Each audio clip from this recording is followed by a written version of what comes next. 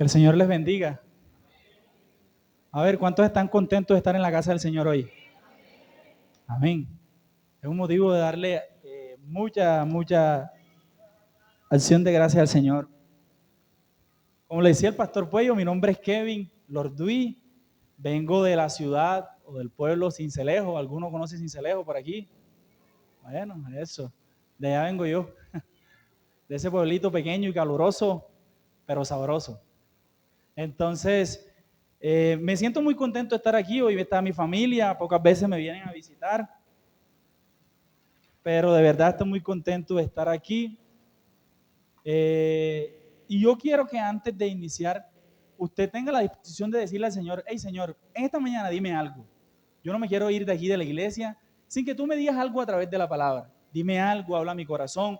Los adolescentes que están aquí también pueden decirle: Señor, dime algo a mí, que esta palabra que hoy vamos a escuchar pueda servirme para algo práctico en la vida.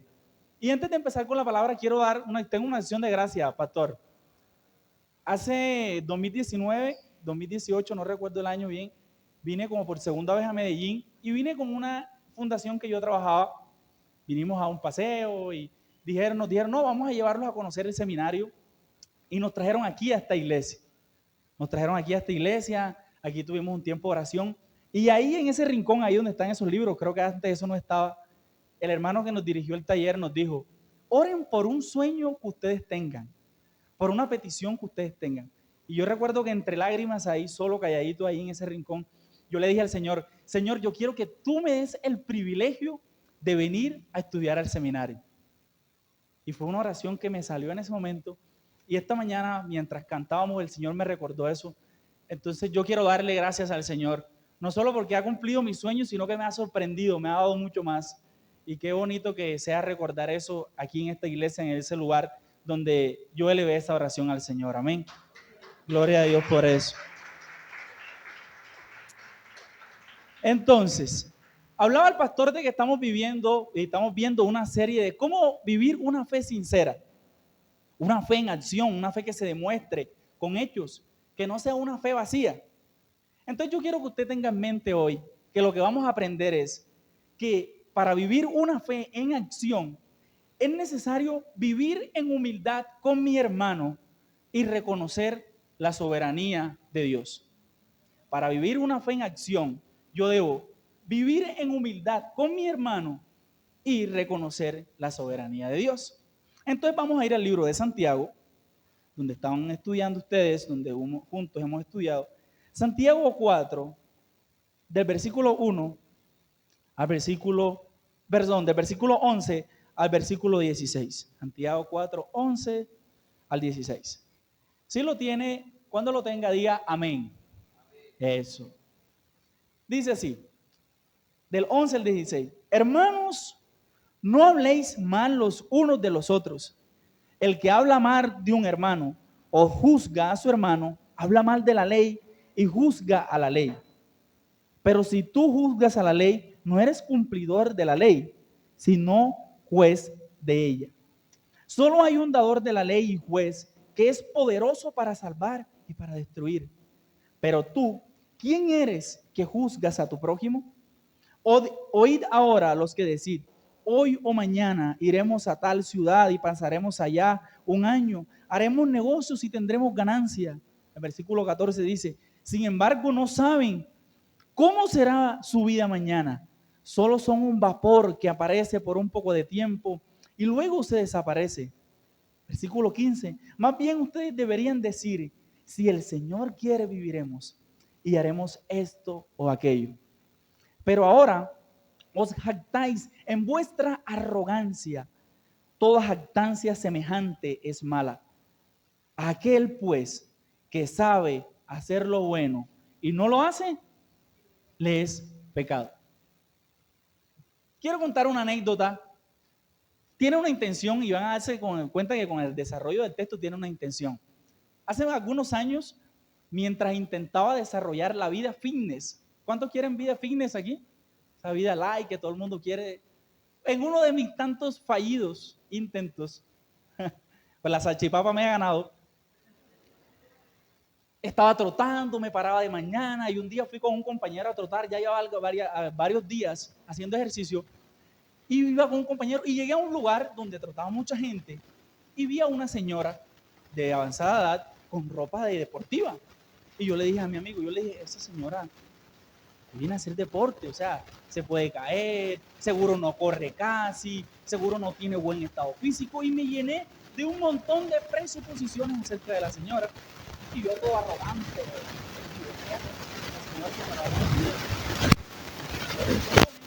y la miré como al que corre solo y empiezo a verdad. Cuando yo voy tratando, escucho un sonido detrás de mí que hacía. Cuando miré hacia atrás, eran los zapatos de la señora que de forma sorpresiva venían muy cerca a mí. Y yo dije, no puede ser posible. Y yo aceleré el ritmo y dije, no, estamos empezando, tengo que acelerar el ritmo. Yo me olvidé de la señora. La tuve en tan poco que me olvidé. Y cuando ya iba un poquito agitado, nuevamente volví a escuchar. Y miré, yo, Dios mío, esta señora, ¿qué le está pasando? Y aceleré mi mano, boté lo último que tenía en el tanque. Y yo dije, la voy a dejar atrás. La voy a dejar atrás. Mi plan era, no me puede ganar.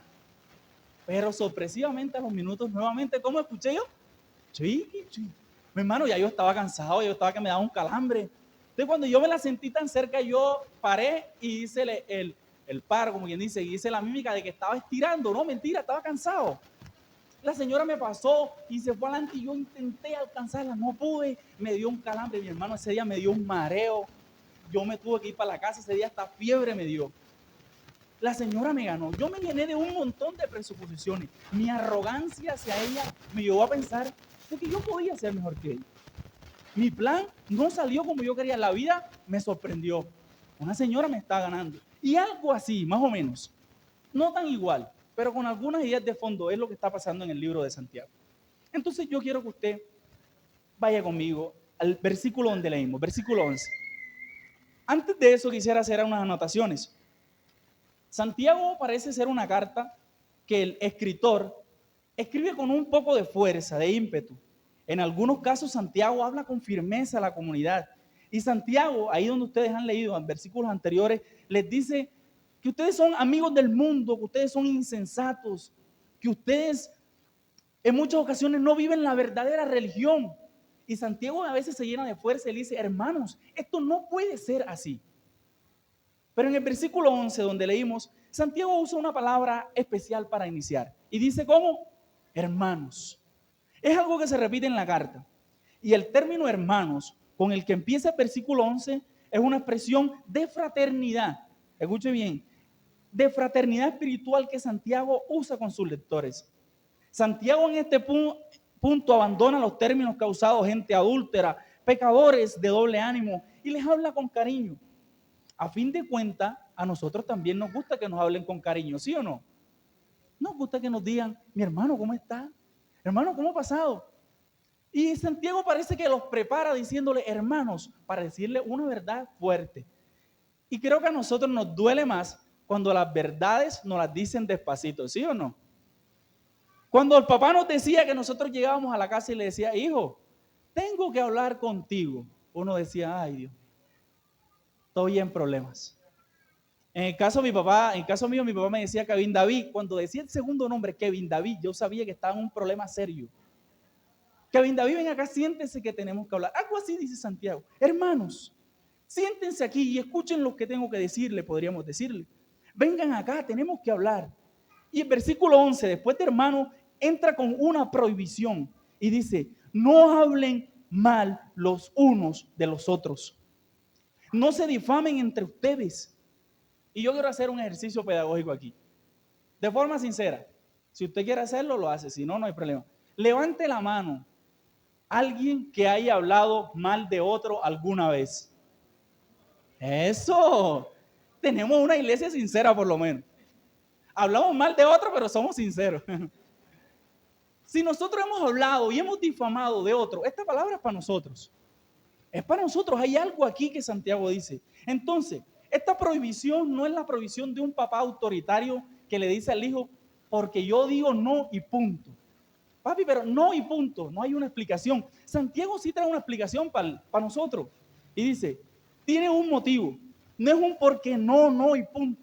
La explicación de esta prohibición, según lo que muestra el texto, es que miren lo que dice. Santiago dice, el que habla mal de su hermano atenta contra la ley.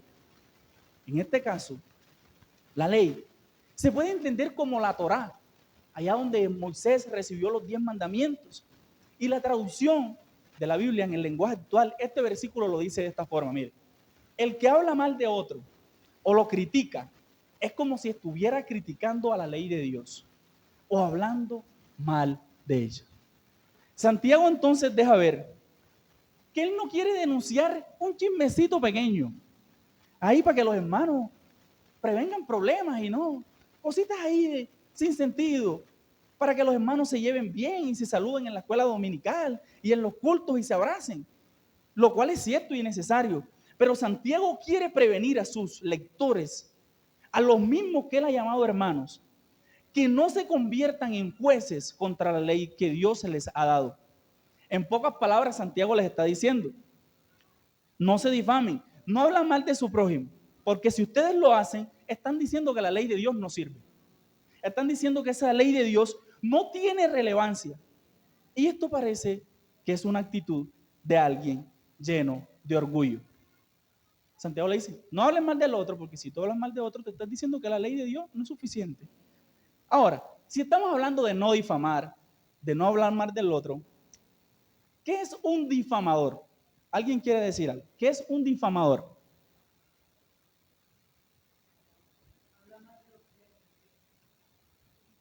Les estoy preguntando. Sí, pero bueno, denme características de un difamador. Exagera. Inventa más de la cuenta, dijo doña Rosy. Yo tengo unas aquí. Y usted va a decir, caramba, ¿será que yo tengo alguna de esas? Un difamador no se preocupa por conocer los hechos. Él vio una mirada y listo. Él vio ahí y listo. Un difamador no se preocupa por conocer los hechos en realidad. En otras palabras, él tiene el espíritu de el periodista soy yo. Él va por la calle viendo qué pasa. El difamador habla de forma rápida, de acuerdo a lo que ve. Saca conclusiones a primera vista y una imagen para él es suficiente. Pero el difamador también evita hablar en presencia del acusado. Se coloca a sí mismo el difamador en el papel de juez y deja de lado el amor. Amor que Santiago ya ha expresado en capítulos anteriores. De esta forma, Santiago en este versículo hace una prevención a sus lectores, escuchen esto, para que no tomen posiciones de jueces que solo competen a Dios. Posición de jueces vacíos de amor, escuchen esto, y jueces que carecen de empatía. El escritor hace un llamado de atención con este versículo. No podemos ser difamadores entre nosotros. No hay lugar entre nosotros para hablar mal de otro, porque no solo dañamos a nuestro hermano, sino que rechazamos la ley de Dios, la veracidad de la misma. Es decir, le decimos a Dios en su cara, tu ley no vale, mi ley es la que importa y no me aplica para mí. Entonces, difamar no es un simple chisme, un simple comentario fuera de lugar. Y a veces nosotros cuando difamamos, porque ya dijimos que sí difamamos, después que difamamos y cogemos al hermano como trapo de cocina y trapero, y decimos la famosa frase después que hacemos eso. ¿Cuál es la frase que decimos?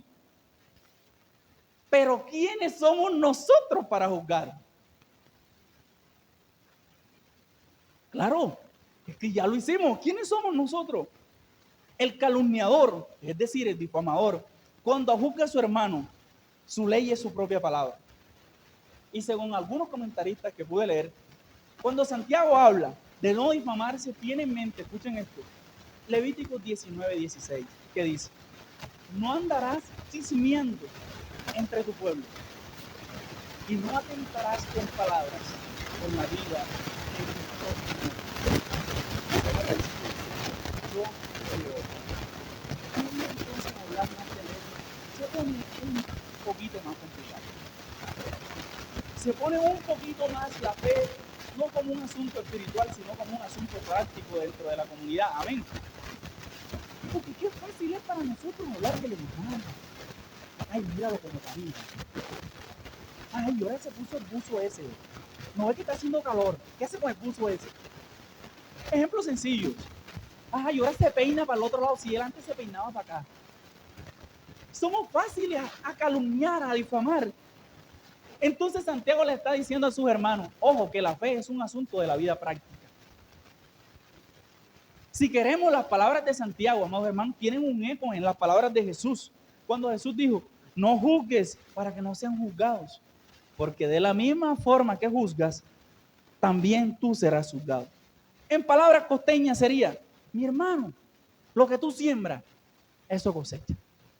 Si tú siembras limones, no vas a recoger piña, tú vas a recoger limones. Amados hermanos, así como nos diría Santiago hoy a nosotros, amados hermanos, la difamación, escuchen bien, proviene de un corazón que no considera la fe importante en su comunidad. La difamación y hablar mal del prójimo no viene de un corazón humilde.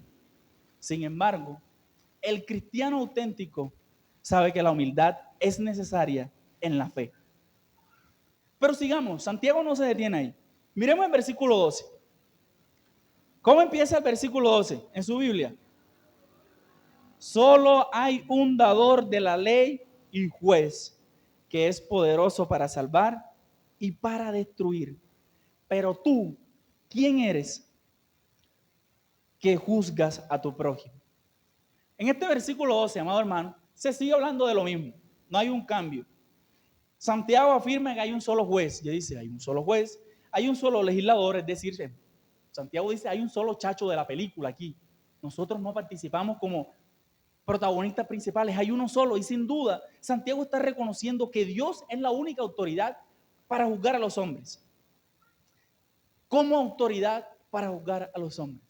Y a modo de reflexión, si hay algo que nos cuesta a nosotros los seres humanos, es que alguien ejerza autoridad sobre nosotros. ¿Amén o no amén? Amén. Tenemos una iglesia sincera, me gusta. En la Biblia lo tenemos. Jonás, ¿te vas a ir para Nínive? No, voy para Jope. Saúl, ¿tienes que esperar a Samuel para hacer los sacrificios? No, yo los voy a hacer. Pedro, tenemos que amar al prójimo. No, venga, yo le mocho la oreja. Y así somos nosotros, nos cuesta reconocer la autoridad de Dios. Y Santiago entonces nos está diciendo, ustedes no son autoridad, ustedes están por debajo de la autoridad de Dios. Santiago advierte para que ninguno de sus hermanos, escuchen esto, tome el papel de Dios. Tenga el impulso de tomar el papel de juez que solo pertenece a Dios. Entonces miren esto, difamar no solo nos lleva de forma inconsciente a querer ser como Dios, sino que también nos lleva a menospreciar la ley de Dios. El mismo versículo, sigue viendo el versículo, tiene una aseveración muy fuerte y aquí hay un cambio. Cuando Santiago empezó hablando dijo hermanos, ¿sí o no? Hermanos con ese es plural. Pero en la pregunta hay un detalle que ya no, Santiago no dice pero ustedes, sino Santiago dice pero tú. De esta forma Santiago pasa del plural al singular. Es decir, ahora tú no respondes como hermano, sino tú mismo. ¿Quién eres tú que juzgas a tu prójimo? Santiago quiere establecer una comparación entre nosotros, de forma individual, que queremos juzgar, con Dios. No hay comparación aquí. Solo Dios pertenece al lugar de juzgar. ¿Quiénes somos nosotros delante de Dios? Somos nadie. El Salmo 8:4 dice, ¿quién es el hombre para que te acuerdes de él? Y el hijo del hombre para que lo visites. Por último, aquí dentro de este versículo 12, Santiago dice algo muy importante. Es que no dice el prójimo, dice tu prójimo. Tu prójimo. Santiago quiere que sintamos al hermano. Mira al hermano que está a su lado ahí, mírelo. Y dígalo, ¿cómo estás de bonito hoy? Dígaselo así sea por fe. Llame las cosas que no son como si fuesen. Santiago dice, tu prójimo, el hermano que está al lado, no es el prójimo, es mi prójimo. ¿Quién es el prójimo? Aquel que vive en las mismas condiciones mías. Aquel que está en las mismas circunstancias mías. Y a ese que está ahí al lado, tu prójimo, mi prójimo, es el que Santiago dice que no podemos hablar mal de él. ¿Ya usted habló mal de él? Pídale perdón al Señor. Santiago deja claro algo, mi hermano. No hay razón, escuche esto, míreme acá, esta cara bonita que me regaló el Señor. Santiago deja claro esto. No hay motivo en la comunidad cristiana, aquí entre nosotros, para hablar mal del prójimo. No hay una justa causa para difamar. No hay una razón de peso para que hablemos mal de nuestro hermano. En estos versículos 11 y 12, Santiago habla de la calumnia. Pero ahora viene un tema que se pone más difícil y nos va a tocar más a nosotros. Y del versículo 13 al versículo 16, Santiago empieza a describir a personas, escuchen esto, que hacen planes. ¿Cuántos hacen planes aquí? ¿Oh? Personas que hacen planes alejados de la dependencia de Dios. Versículo 13. Oíd ahora a los que dicen, hoy o mañana iremos a tal ciudad y pasaremos allí un año, haremos negocio y tendremos ganancia. Miren esta situación que plantea Santiago.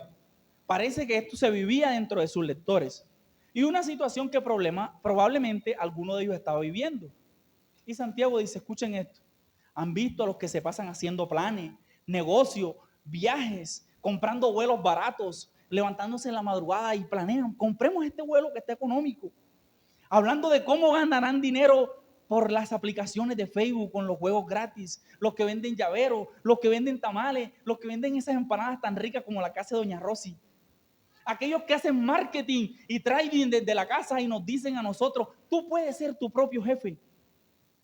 Pero ¿acaso hay algo de malo en trabajar? ¿Acaso no fue esa misma orden que el Señor le dio al hombre en el Génesis y le dice, ahora tienes que trabajar? ¿Qué está criticando Santiago? ¿Acaso nosotros como colombianos no vivimos la filosofía de un presidente que no voy a mencionar, que nos decía trabajar, trabajar y trabajar? ¿Qué tiene Santiago contra ellos? Santiago, amado hermano, no critica su deseo de viajar de una ciudad a otra y hacer dinero. La tarea del vendedor es vender y la tarea del comerciante es hacer negocio. No hay nada malo en eso. Pero Santiago está llevando su crítica, escuchen bien, enfocada a que estos hombres en su trabajo, en sus vivencias diarias, hacían planes sin pensar en Dios. ¿No les parece que esto ya lo vimos en alguna parte donde la gente hacía planes y planes sin Dios?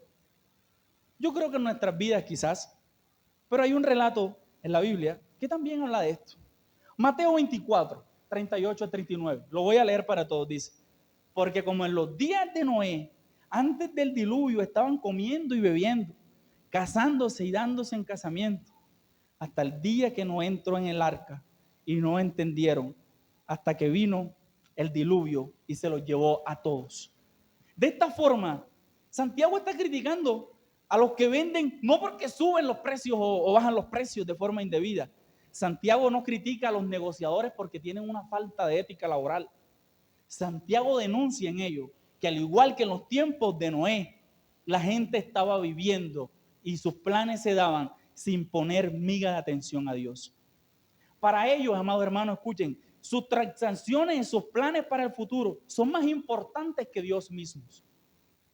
Dios ha tomado el segundo, tercer, cuarto y hasta el quinto lugar. Sus planes y negocios son el centro de su vida. De ellos depende toda su estabilidad. Estos hombres, mire bien, versículo 13, vaya ahí, versículo 13. Estos hombres ni siquiera contemplan la posibilidad de perder dinero. Ahí dice, y tendremos ganancia. Estos hombres ni siquiera contemplan la posibilidad de perder dinero. Su confianza en ellos mismos tan grande es que los desborda. Entonces, Santiago no los critica por vender, no los critica por hacer negocio, o porque planifiquen su futuro. No hay nada de malo en eso. Está malo vender, hacer negocio y planificar un futuro alejado de una dependencia de Dios. La crítica de Santiago, escuche bien, amado hermano, aquí esto que le voy a decir. es para aquellos que manejan su propio carro, olvidando a aquel que da el combustible.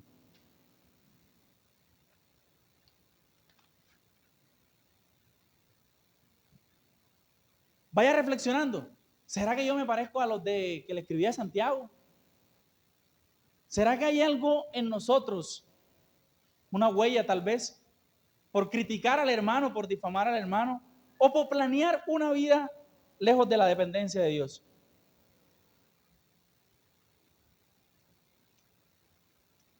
Versículo 14, y aquí me voy a demorar un poquito más. Sin embargo, es decir, un pero ahí, pero no saben cómo será nuestra vida mañana. A ver, yo le pregunto a alguien aquí que sepa cómo será su vida mañana. ¿Quién sabe? Podemos hacernos un imaginario de qué podemos hacer, qué queremos hacer. Pero, por ejemplo, si yo tengo un paseo mañana para el Parque Arví, haciendo cuenta que el sol va a estar chévere, eso es lo que yo quiero. Pero ahí, si se viene un aguacero, ¿está eso en mi control? A menos de que yo sea el profeta Elías. Señor, trae sequía. Entonces, versículo 14. No saben cómo será vuestra vida mañana. Esto tiene un eco nuevamente en el Antiguo Testamento. Viene a nuestra mente el relato de ¿dónde? ¿De qué libro? De Eclesiastés. Ahí mismo lo dice. Solo son un vapor que aparece por un poco tiempo y luego se desvanece. El relato de Eclesiastés viene a nuestra mente. El predicador dice, la vida es como la flor de ¿qué? Del campo. En la mañana está chévere, bonita, tiene su esplendor, pero en la tarde el sol la ha marchitado. Como la neblina, que en un momento está espesa, pero cuando calienta el sol, desaparece. ¿Acaso no es la vida misma de los lectores de Santiago como neblina? ¿Acaso no es nuestra propia vida neblina que desaparece con el calor del sol? Y Santiago les dice entonces, ustedes que creen tenerlo todo bajo control, que planean sus negocios, cuánto van a ganar, cuánto van a tener, no saben ni siquiera qué hay para mañana. Quieren tener toda la vida bajo control, pero son algo que se desaparece. Y amados hermanos, si me permiten hacer algo aquí con mucho respeto, algo de contextualización. ¿Acaso nosotros podemos controlar los eventos de nuestra propia vida? ¿Acaso la vida misma no nos ha bofeteado partiendo nuestros planes a la mitad? A veces la vida no nos ha enseñado que no tenemos ni siquiera el control de aquellas lágrimas que en noches tristes salen de nuestros ojos como ríos desbordados. En ocasiones ni siquiera las lágrimas obedecen a nuestra voluntad y ni están bajo nuestra autoridad. Ahora, si miramos atrás, yo quiero que usted mire su vida atrás, al pasado. Es probable que muchos de los que estamos hoy aquí nunca planeamos estar aquí. Es posible que mucho de lo que hoy tenemos jamás pensamos tenerlo. Es posible que planeamos con personas, pero hoy esas personas no están. Y quiero hacer una crítica para nosotros. A veces los cristianos, nosotros, hermanos, como decía Santiago, nosotros los hermanos, vivimos la vida como inmortales, creyéndonos inmortales, como semidioses que pretenden ser eternos en esta vida, obviamente. Nos olvidamos de lo frágiles que somos. ¿Cuántos tenían salud ayer y hoy no la tienen? Vivimos y olvidamos que al minuto siguiente podemos dejar de existir. Olvidamos que mientras vivimos en esta tierra también estamos muriendo un poco. No sabemos si es un año más de vida cuando cumplimos años o es un año menos. O escuchen bien, en esta fragilidad de la vida, olvidamos a los que amamos y mentimos a los que nos aman. Nos encerramos en la rutina, amado hermano, del día a día. Voy a la iglesia, vengo a mi casa. Voy al trabajo, vengo a mi casa. Voy a la iglesia, vengo a mi casa. Voy al trabajo, vengo a mi casa. Pero Dios no aparece en ningún plano. Y pensamos que hacer la voluntad de Dios es solo ir a la iglesia. Y hacemos planes de nuestra vida, pero Dios nunca aparece.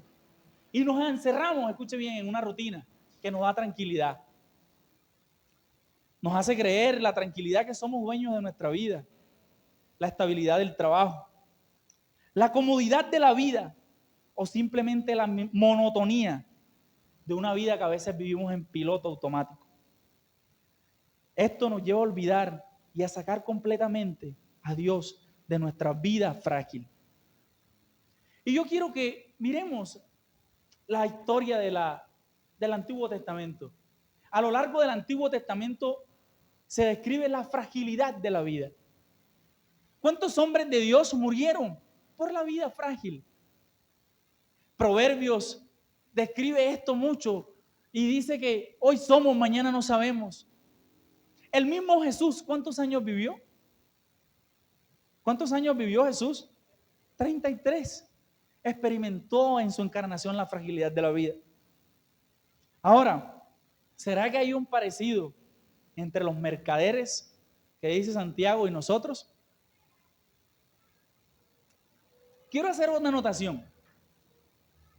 No significa que ahora no vamos a planear nuestra vida. Escuche bien, yo no estoy diciendo eso. Ay, el hermano dijo que no había que trabajar. El hermano dijo que ahora no hay que planear nada porque Dios es soberano. No. Es que yo para qué voy a trabajar. El hermano está diciendo que trabajar es pecado. No, fíjese, eso es flojera. Yo creo que Santiago quiere reorientar la posición de sus hermanos a decirle, dependan de Dios porque Dios tiene algo mejor. Tus planes pueden ser buenos, pero los de Dios son perfectos. Tus planes pueden ser excelentes, pero la voluntad de Dios es buena, agradable y perfecta. El Señor no quiere arrebatarle al hombre el derecho sobre su vida. El Señor no quiere venir de forma arbitraria en tu vida y decirte, no, señor Kevin, eso no es, borre ahí, así no es. No, el Señor quiere decirte, Kevin, ven de la mano, camina conmigo. Este camino es más seguro, este camino es más fácil. Camina conmigo. Deja de hacerlo a tu manera porque te vas a equivocar una y otra vez. Y yo creo que los que estamos aquí muchas veces hemos experimentado que cuando caminamos lejos de Dios nos equivocamos. Y muchos de esos errores permanecen hasta hoy. Entonces Santiago le dice a los mercaderes, planeen, sí, sigan haciéndolo, pero no saquen a Dios. No saquen a Dios de su panorama. Ellos planeaban, hablaban del futuro con una... O sea, ellos tenían certeza de que tenían ganancia. Eso me asombra a mí. Caramba. Vivían su vida, escuche bien, pero no cuestionaban su vida. Hacían sus negocios, pero no cuestionaban sus negocios. Y yo creo que una fe como la que debemos vivir, una fe se cuestiona día a día. Y no se cuestiona en el sentido de que, vamos a ver si eso es verdad lo que dice la Biblia. Una fe se cuestiona de la forma en, ¿será que como vivo estoy viviendo de acuerdo a lo que quiere Dios? ¿Será que lo que creo es lo que Dios quiere que crea? Así vivimos una fe en acción. Y vamos recapitulando entonces, una fe en acción para la vida cotidiana es aquella que no habla mal de él, de su prójimo, del que está al lado suyo. Es una fe sincera que no quiere ocupar el lugar de Dios. Pero también es una fe que en total dependencia, escuche bien, en total dependencia se somete a la voluntad de Dios. Versículo 15. Miren esto. ¿Cómo empieza? Más bien deberían decir. Más bien deberían decir, ya estoy llegando a la parte final. Más bien deberían decir. Se está refiriendo a los que dicen en el versículo 13. Mire el versículo 13. Los que dicen. Ahora Santiago le dice, los que dicen allá, más bien deberían decir de la siguiente forma. ¿Cómo deberían decir? Si el Señor quiere, viviremos y haremos esto o aquello.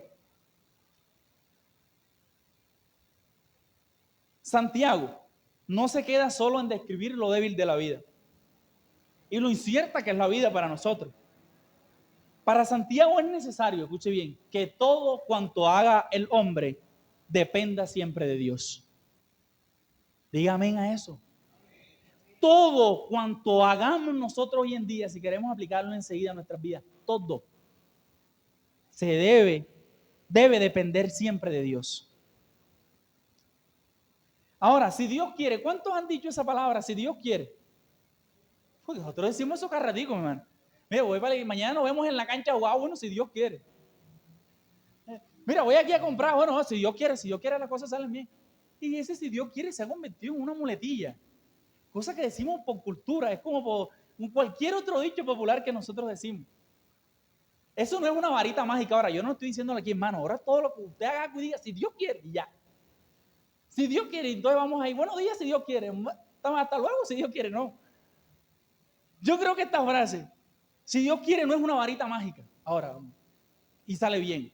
Bueno, voy a jugar chance y si Dios quiere me lo gano. Se lo gano, no. No es una varita mágica para eso, para activar ahora al Dios. Si yo digo, si Dios quiere, se va a hacer. No. Yo creo que Santiago, con esta pequeña frase, que en ese entonces era un proverbio coloquial y que ha trascendido hasta nuestra cultura, está hablando de una actitud más que una palabra. Una actitud que de forma consciente, razonal, todo lo entrega en dependencia a Dios. Una actitud de, Señor, yo no puedo, pero tú sí. Señor, yo no lo sé, pero confío en ti. Señor, ¿hasta cuándo? No sé, pero confío que tú eres bueno. Señor, ¿hasta cuándo me va a doler? No sé, pero sé que eres un Dios de amor. Señor, ¿hasta cuándo? Tal cosa, no sé, pero confío que tú eres mi Padre. Señor, ¿será que va a pasar esto? No sé, pero te lo entrego a ti. Señor, ¿será que vamos a lograr el negocio? No sé, pero guíanos, dirígenos. Señor, ¿será que voy a poder ingresar a la universidad? No sé qué carrera. Por favor, Señor, te lo entrego a ti. Tú sabes que es bueno para mí. Este versículo es un llamado para que el creyente, escuchen bien, nosotros los creyentes, cambien su foco. Giremos y reconozcamos nuestra dependencia total de Dios en todo lo que hacemos. Es un llamado a no vivir la vida en piloto automático y confiar en nuestra experticia de las cosas que hacemos. No, ya yo sé cómo se hace eso, no se preocupe, pastor. Ah, bueno, venga para que va su breve, pastor, eso lo hacemos rápido. ¿Y Dios? Bueno, para que lo que pasa es que vamos a aplicar. Sí, pastor, rápido, vamos. Ay, vamos a aplicar, pero Dios, ven acá. Ya oramos por eso, lo decía el pastor. Sí, nos falta uno, pero hay que orar porque hay entonces. Es la dependencia total de Dios en todo cuanto hacemos. Ahora, nosotros, yo creo que este versículo tiene un misterio muy grande y que choca con las ideologías de hoy en día de una forma, o sea, yo diría que la ataca casi que directa. Hay una ideología, perdónenme por favor si los ofendo, en el nombre del Señor, amados hermanos, como decía Santiago, yo puedo con todo. ¿Será que nosotros podemos con todo? No, yo voy para adelante, yo lo saco porque los... No. ¿El ser cristiano nos hace invencibles? No. Yo creo que esta es una invitación de Santiago a sus lectores para que reconozcamos que no podemos con todo. Que si el Señor quiere pasa. Que somos débiles. Que somos incapaces. Y que muchas veces también, como yo soy el primero, somos brutos. Que dependamos de Dios en todo y para todo. Creo humildemente, amado hermano, humildemente, que algunos de los planes, escuchen bien, ahora sí, nuevamente mírenme acá, esto lo se resalté aquí en amarillo. Este perfil griego, no mentira. Creo humildemente que algunos de aquellos planes que no salen como queremos y de aquellas cosas de la vida que no se nos dan y de aquellas cosas de la vida que parece la misma vida que nos niega, son el llamado desesperado de Dios para que dependamos de Él. Yo creo que parte de nuestros fracasos es el intento desesperado de un Dios de amor para decirte, depende de mí. Amén. Porque la palabra dice que no es con nuestras fuerzas. ¿Es con qué? Con su Santo Espíritu. ¿Cuántos lo hemos intentado una y otra vez? La conversión de un hijo, ¿hasta cuándo, Dios mío, este pelado va a llegar a las 3 de la mañana? La conversión de un esposo, Dios mío, mira que me toca que llegue pateando la puerta borracho.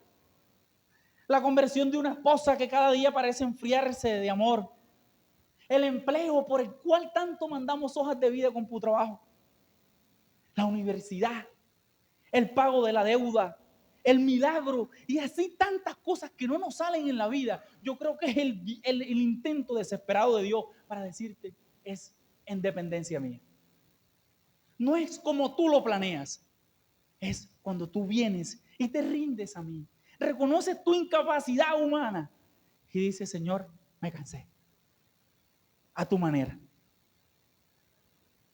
Versículo 16, vamos terminando. Ya. Pero ahora os jactáis en vuestra arrogancia. Toda jactancia semejante es mala. Aquí Santiago parece que descubre, miren esto, la raíz de hablar mal del prójimo y la raíz de hacer planes lejos de Dios. Jactancia. ¿Qué es jactancia? A ver, ¿quién dice qué es jactancia? Y que una pastilla, no. ¡Ey, bien! ¡Bien! ¡Ey, yo fui jactancioso! El que cree que una viejita no le puede ganar y lo cogieron chuiqui. Lo dejaron listo. Jactancioso es aquel que es orgulloso. Jactancioso es aquel que no considera a su prójimo superior a él mismo. Jactancioso, o la jactancia también conocida como soberbia, se considera el pecado fundamental. El primer pecado cometido fue un acto de soberbia por Satanás. Se negó a reconocer que Dios era como su Señor. Asimismo, el deseo, amados hermanos, de hacer las cosas sin la dependencia de Dios fue la trampa que sedujo a Adán y Eva en el Génesis. Santiago entonces creo que aquí está haciendo un llamado a la humildad. No hay que darle lugar al orgullo. Nadie es sabio en su propia opinión. Es un llamado para el creyente, no deje que su manera de ver y vivir la vida sea al igual a las que no han conocido a Cristo. Este versículo 16 es un llamado para que el creyente no cometa el error que se cometió en el huerto del Edén. Parece entonces que los lectores de Santiago eran orgullosos. Miren esto, orgullosos, jactanciosos como el trotador del principio. Hablaban mal del prójimo, hacían planes sin Dios. Y ahora pretendían robarle la gloria a Dios siendo orgullosos. Y Pablo nos dice algo para ir cerrando. Segunda de Corintios dice, si de algo yo me gloriaré, ¿será de qué? De mi debilidad. Si hay algo de lo que el creyente debe sentirse orgulloso, es de la debilidad y vulnerabilidad que tenemos en Cristo, porque eso nos hace depender de Él.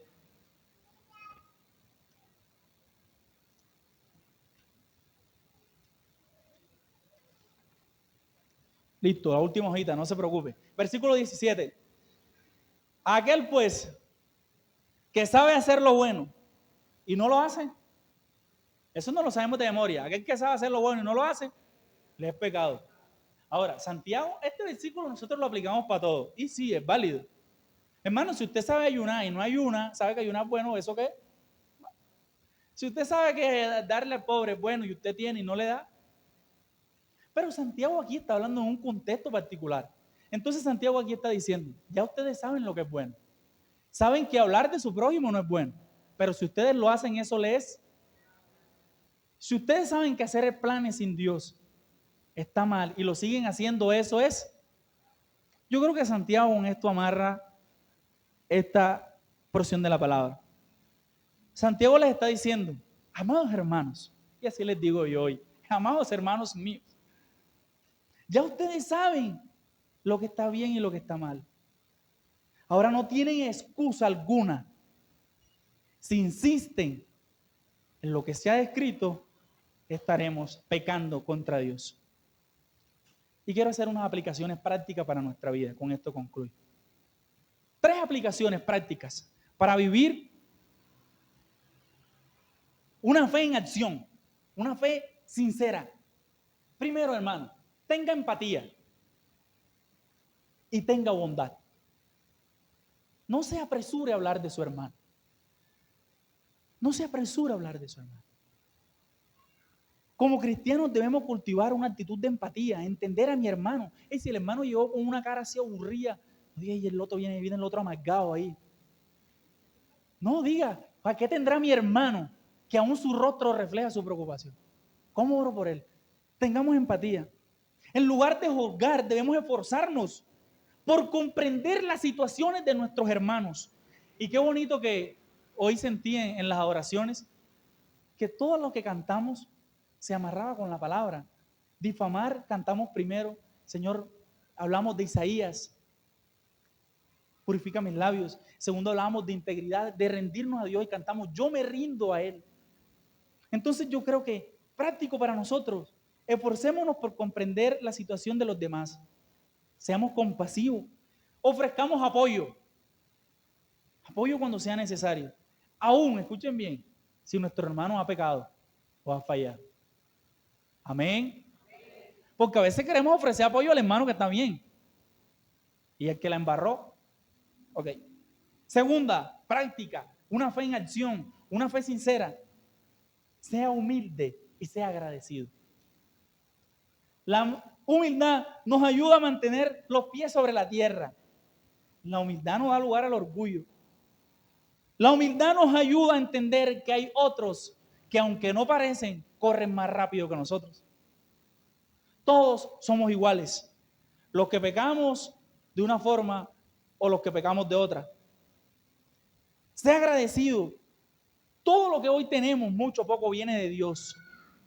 Y en lugar de buscar nuestra propia gloria y jactarnos, como lo decíamos, debemos buscar a Dios y servir a los demás. Y por último, consejo práctico para su vida. Suena cliché, pero entendimos que no es así. Viva en dependencia de Dios. Viva en dependencia de Dios. Los adolescentes que están aquí, vivan en dependencia de Dios. Los ancianos que están aquí, los adultos, hombres, mujeres, vivamos en dependencia de Dios. No nos la sabemos todas. Ese dicho de que más sabe el diablo por viejo que por diablo no aplica para el cristiano. Entre más años en el evangelio, menos deseo de pecar. No. Hay que depender de Dios en lugar de confiar ciegamente en nuestros propios planes y habilidades.